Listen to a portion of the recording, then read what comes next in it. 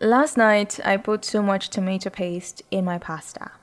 When tomato season comes, we buy a large basket of it, have it ground into paste, and boil it till we have a concentrate.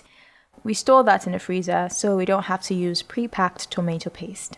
When we do this, we add pepper to the paste, but we're never quite sure how it'll turn out.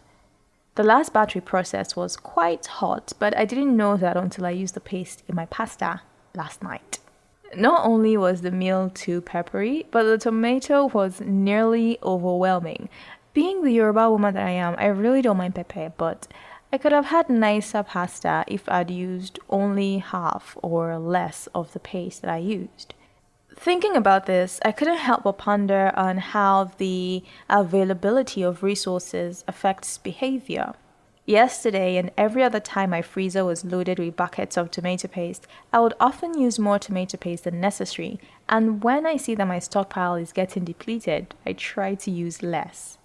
This may seem like a simple thing, but I find it disturbing. Is it not because of this, whatever it is, that governments waste resources? Is this not why politicians spent our money unwisely when we had so much revenue from oil? Is this not why people seem to spend unnecessarily when they have more money than usual? And no, it's not rich people alone who seem to spend ridiculous sums on material items. When I had a regular salary, were all the oils, skincare products, clothes, and snacks I bought absolutely necessary all the time? I mean, there were products I bought but ended up in the dustbin because I didn't use them much before they expired. Could it be more beneficial to be in scarcity more often than one is in the midst of plenty?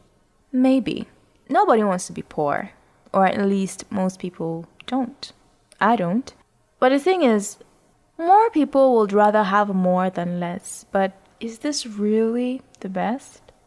I would love to have access to whatever I want when I want it, but I realize that it's essential for me to be disciplined enough to approach bountiful resources with something of a scarcity mindset.